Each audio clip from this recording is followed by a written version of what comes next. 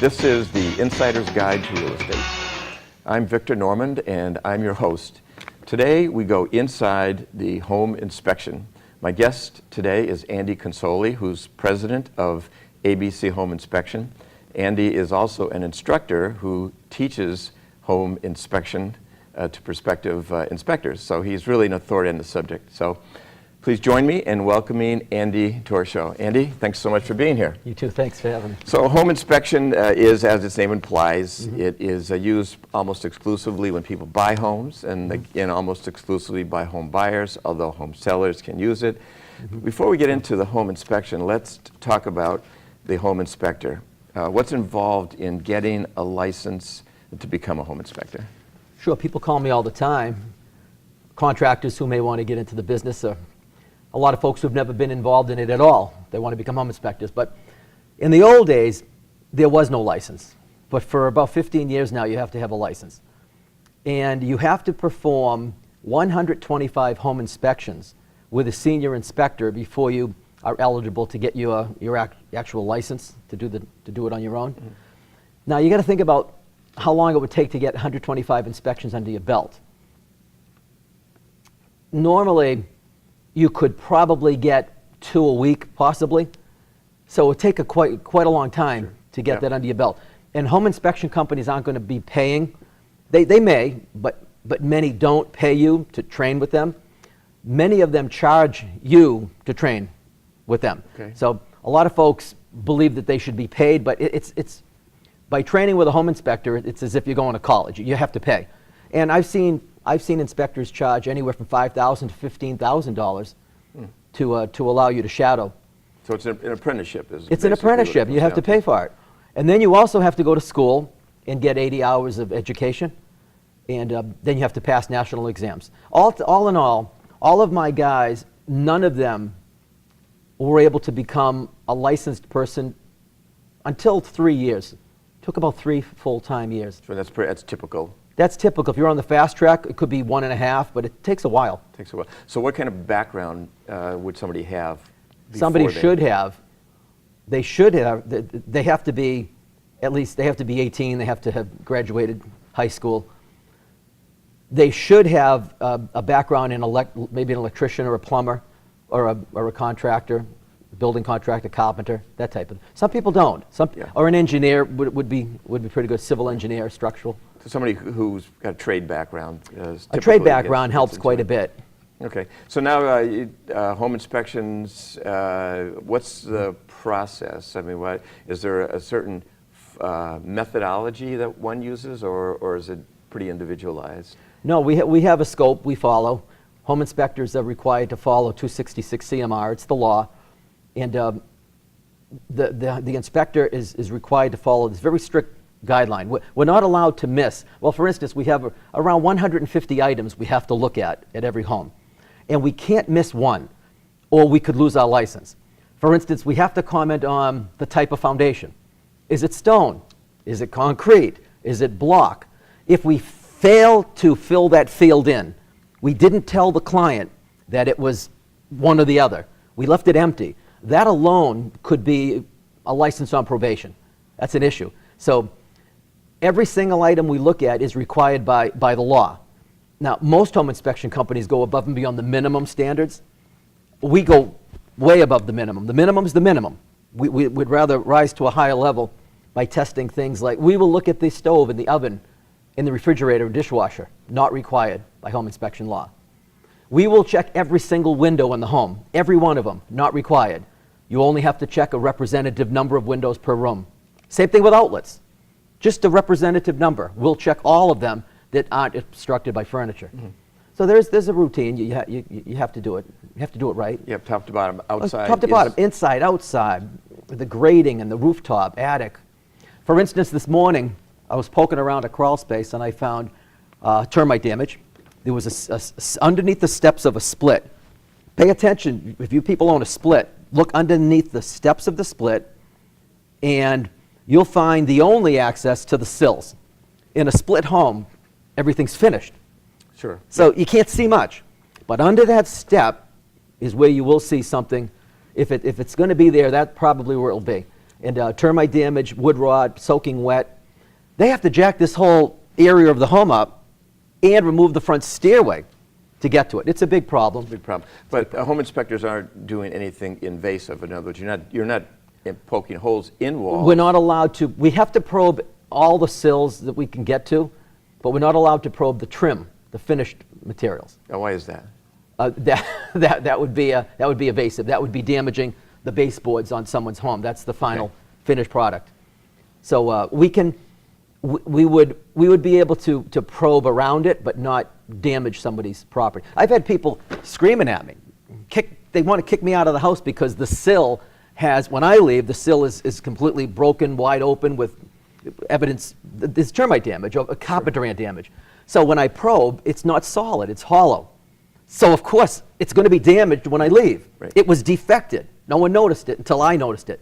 And they then think that we did the damage, we caused the problem. No, the problem was pre-existing. I found the problem. Sure.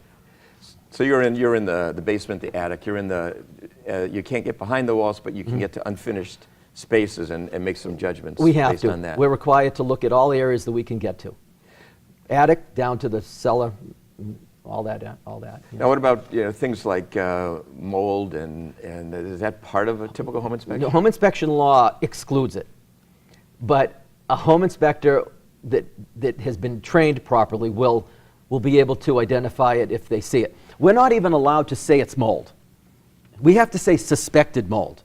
Okay. Now, I'm a certified mold person, so I could come in and say, in my opinion, this is mold. I'm certified to say that. But many inspectors are not. Inspecting law, even though I'm certified in mold, I still do not have to comment on it technically. But that's a disservice to my client. All of my inspectors are told, if you see it, if you smell it, talk about it, write it down, and recommend further evaluation.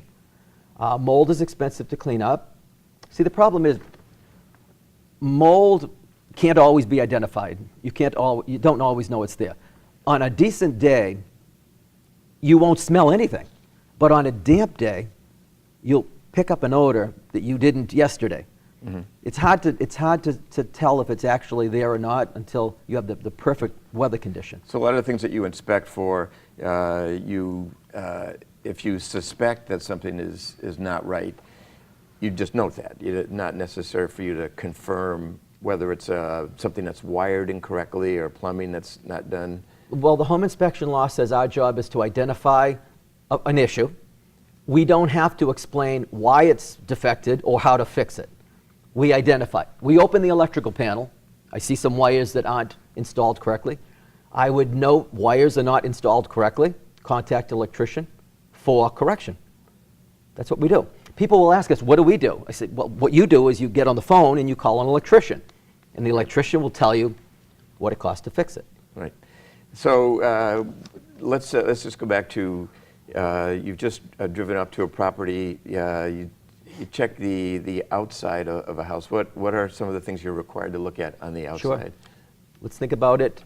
The siding, the fascia boards, the boards on the face of a home or up on the gables, the rake boards. Most folks don't know what a rake is, but it's a fascia board on the side of a house. So all the siding, the roofing, the chimney. We take a look at the plumbing vents that come through the roof. This morning the chimney needed repointing, meaning the mortar was popping out. The fascia boards were damaged by carpenter bees, so they're going to have to be pulled off and replaced.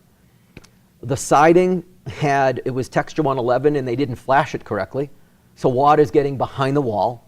So just that alone. We look at, of course, the bushes touching the house. You know, that will cause the walls to stay wet, insect problems. Yeah, sure. What about things like driveways, Absolutely, walkways? not required, but we do. Okay. So we look at the driveway. This morning's driveway was not in great shape. And we'll comment on, I know a driveway is expensive. And my buyer may not be focused on that. Even though the reg says I don't really have to do it, you're paying me to inspect your home. I'd rather look at it, make a note, bring your attention to it, and make sure you're aware that it may need work. Okay. Walkways are more important than driveways. You can trip on a walkway. That's right. Yeah. Yep. What about accessory buildings on a property? Is Not that required typically- at all, no. We do. Yep. So It depends on how many. Some houses are farm homes, they have 1 million, so we'll just exclude, it's too much. But a shed, we look at the shed and make sure that it looks, it's what it should be. It's a shed. Yeah. It doesn't have to be perfect as long as it'll do the job. What about a swimming pool? Is that part of a home No, inspection? not part of a home Good. inspection, no. But we would recommend that you contact a pool company. In the winter, there's nothing you can do. But some pool companies, they'll come out and they just stand there, they look at it for 2 minutes. I've seen a guy smoked a cigarette while he was looking at it and then asked him for $100. There are other pool companies that will come out and they get into scuba diving gear. They go into the water, they check the underground lines, and they do vacuum tests on the equipment night and day. So when you guys are hiring a pool person, make sure they're going to physically, literally check the parts, the components, not just take a peekaboo. Sure. So again, staying on the outside of a house, there are things going on that you can't actually get up to. You mentioned a chimney. I don't suspect you climb the chimney. You just use Binoculars. binoculars. Or Sure. We can't climb on a roof. It's against the law to walk on a roof without a release form from the seller. The seller would give us a hold harmless release, or the real estate listing agent. And my students in class, I recommend they never give, my agent students, do not give a release form. And why is that? Because if that inspector falls off that roof, there could still be a problem. Because number one, OSHA regulation says if you're above 6 feet, you need to be in a harness, or you need a net or a railing system to protect you. So when a home inspector's on a roof, I guarantee you, they're not meeting the OSHA requirement. So they shouldn't be on a roof. And when you stand on a roof, you're where your foot shouldn't be. Once a roof is installed, you shouldn't be dancing on it. It's brittle, it's hot in the summer, so it can melt, it can tear under your feet, and in the winter it'll crack.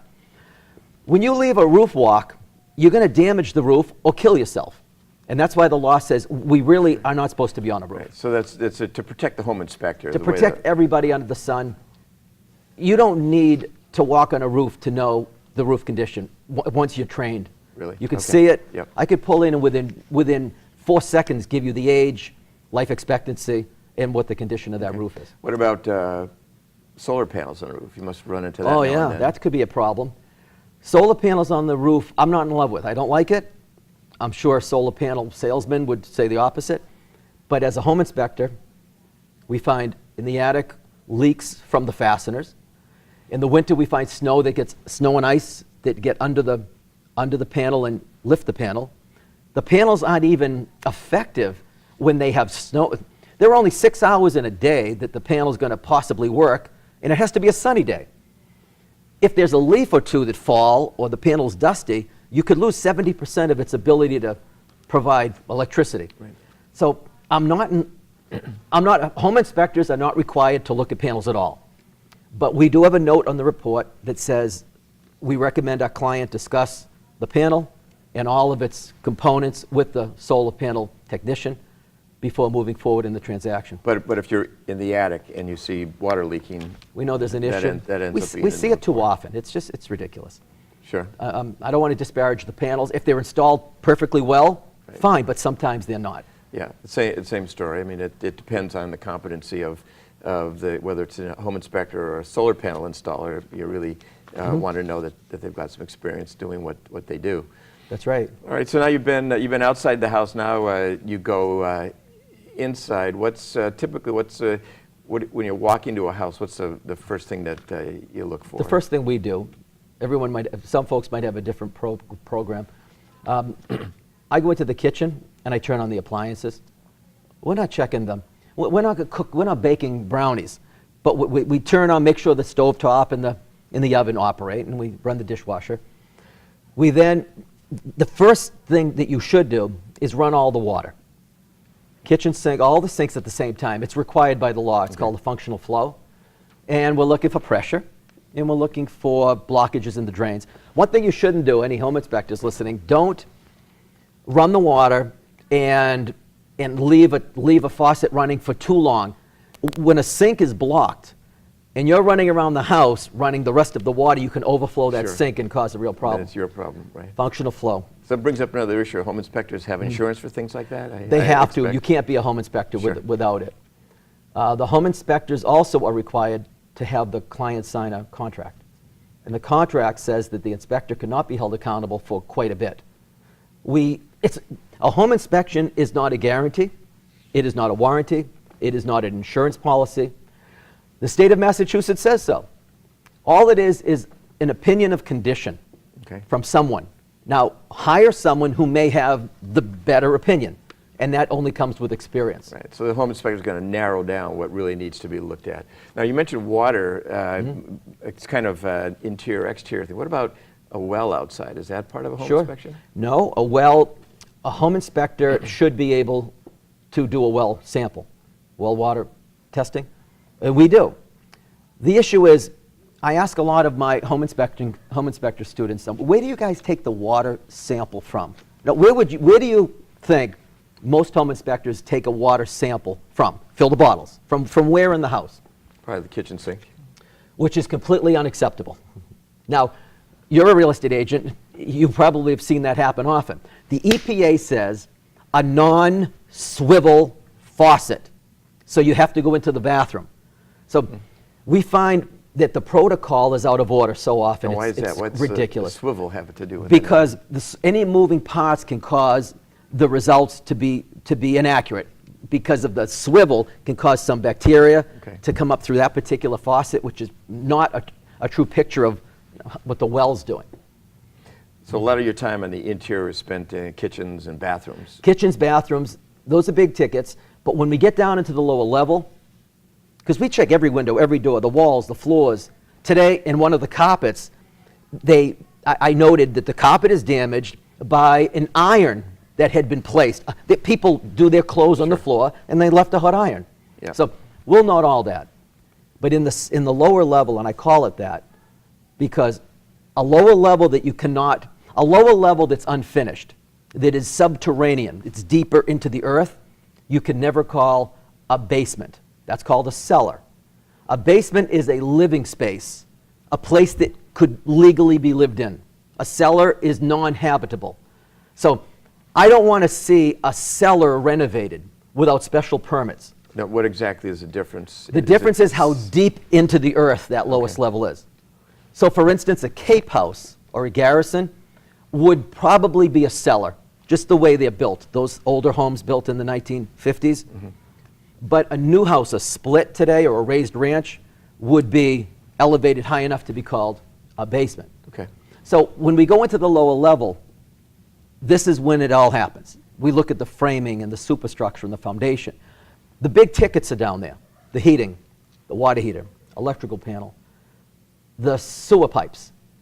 Yes, on last week, the sewer pipe, black cast iron sewer pipe, everyone thought it was fine. People live in the home, a major crack in it, to the point where every piece of this sewer line has to be replaced. No one knew it because the crack was on the top of the pipe. So it didn't leak because those sewer pipes aren't full of pressure. Sure. So no one noticed it, but it's a major defect, and everyone got upset over that one. All right, so some of the things you've described seem pretty serious. In Massachusetts, every home buyer is entitled to do a home inspection, but a home seller is, correct me if I'm wrong, not required to deal with any of the issues. You're Is true. that accurate? 100% true. What about something that has to do with a serious code violation? Or? No. No, in Massachusetts, all a seller has to do in this state is to provide information about lead paint to the buyer if the home was built before 1978. Right. So if my buyer finds a problem, if we find problems in the home and my buyer wants to renegotiate, they may not be able to do that. It's up to the seller. Right. It's part They of the don't have to negotiation. do a darn thing. As a matter of fact, a seller can actually reject the home inspection, period. The original offer to purchase has a 10-day contingency for home inspection. By law. The lead part is, you're right, Yep. the lead portion, but the seller can turn away the home inspection part of it. That's a negotiable item. Sure. And a buyer can make an offer on a house and waive their right to a home inspection. They certainly can. They don't need to do that. Not many folks do, but Right. they could. They could. And I don't know any seller who hasn't let us in before. It doesn't look good. What are you trying to hide? Exactly. So Exactly. it's usually So fine. speaking of sellers, as I mentioned at the beginning, typically it's a home buyer who hires the home inspector, but a home seller can do it as well. What would be the advantage to a home seller having you come in and do a home inspection before there is a buyer in the picture? We do a lot of pre-sales. Many of the pre-sales are done because the seller's home has some issues and they're aware of it, but they don't know to what extent. During the pre-sale, I'm able to identify issues in the home the seller can fix before they market the property, which will save them a lot of money in the long run for sure. Whenever I find a problem at the sale for my buyer, the buyers tend to exaggerate the cost of the repair. Sure. Of course, if we did a pre-inspection, we would have had time to get a proper estimate and we would know exactly what was going on.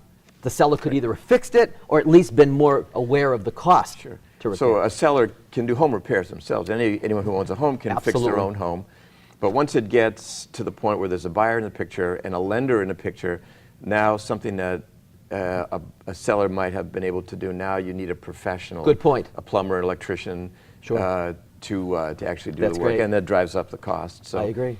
That argues for, if particularly an older home, to do a home inspection and get all the defects listed and disclose it to a prospective buyer. Sure. Say, here, this is what's wrong. Places the home seller in a stronger negotiating position. It does. Because typically, your inspection is used to a greater or lesser extent to often renegotiate the sale price of a home.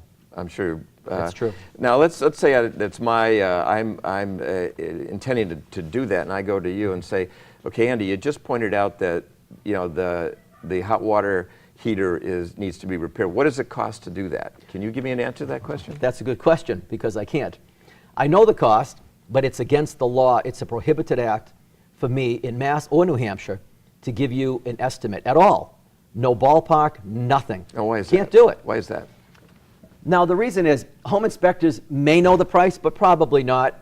They're going to toss out a number. Let's say water heater, which is going to cost you, could be $1,000 for a basic 40-gallon water heater. Not a high efficiency, you'll have to double it. So let's say a simple 40-gallon gas unit, 1,000. Well, many home inspectors might quote that too high. They might say 2,500. So the buyer walks away from a deal. The seller isn't willing to do that, and everybody is. It's not fair to all parties.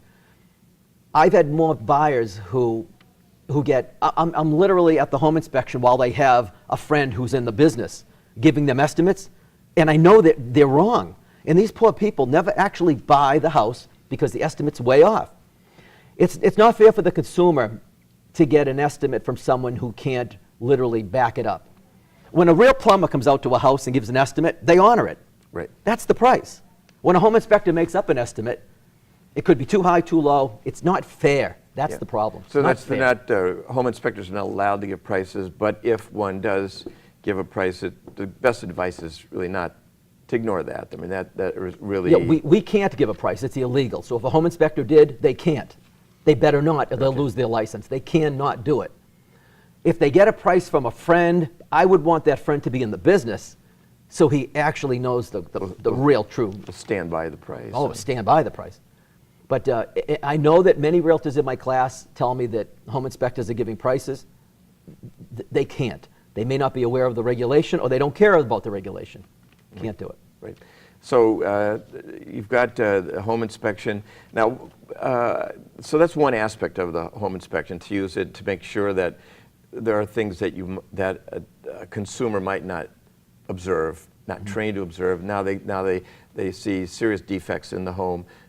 It's not uncommon to retrade a deal based on that. But there's another value to a good home inspection to the home buyer after the sale. Sure. It allows them to do some planning. Sure. They put it right on their refrigerator. They pluck away at it. It's a list of items, and our list is broken down in a way so they know what's most important. It's a tool they can use to just pluck away and get that house perfect over time. Some of the things I find are very dangerous, and it's life safety. It would have been very, very a shame for them to move in without addressing some of these problems. It would put their family at major risk. And you note that in the home inspection. Oh, this is immediate concern right now, today, like an electrical problem, or an undersized wire, or some doubled up, or incorrect splices, or heating system with a flue pipe. I've seen the flue pipe not even in the chimney. It has fallen out. So it's carbon monoxide. Carbon monoxide billowing in. Sure. This is right today, right now. Turn this off. Get out of the house. Really ought to be doing those things. Oh, yeah. Sure. So what's it's typically or often someone has a house, a mid-century house, 50 years old. They've taken care of the house, but it's 50 years old. So they're selling their house. They know they've got an offer. They know there's going to be a home inspection. Is there anything that they can do to prepare for a home inspection? Besides fixing the Sure. obvious, but are there things that people often miss that they should? You know, it's important. Have the heating system tuned up and have the receipt. Home inspectors love to see it was just serviced. Fantastic. You want to keep the house well painted and just tidy, whatever. Why are we in houses? You're an agent, I'm a home inspector. Why are we in homes during a home inspection where the dishes are still in the sink, the beds are not made? Organize this place. Remove the clutter. It's giant. It's important to make that house attractive to someone, and it's necessary that some folks can't afford to spend too much money, but you certainly can afford to organize it. Sure. A little paint, touch up. Very important. Get that heating system tuned up before we show up. That's a big deal. That's a big item. And I know from my experience too, if you can't get to inspect a component of the house, you're going to note that you couldn't inspect it. So it could be a failure. Sure. It could really raise a suspicion on the part of a buyer and lose a deal. So pull things away from the wall. I'll give you some good points. That's what you were getting at. That's good. We have to get into the attic. Make it accessible. Take the clothes out of the closet. I need to get into that hatch. We want to make sure that if there's an electrical panel that's obstructed by a shelf or refrigerator, get it out of the way. Put your dog in a cage. Okay. Put your cats in cages. Sure. You don't need them running around the house. So that type of stuff is important. Good, very basic stuff. Anyway, we could go on. We're at the end of the show. Good. You've given us a lot of good information. There's a lot to the home inspection. And I think the advice you would give people is make sure you know who you're dealing with, and Sure. they're well qualified to do it, as you are. So thanks very much for being here, and that's our show for today. Thanks for watching.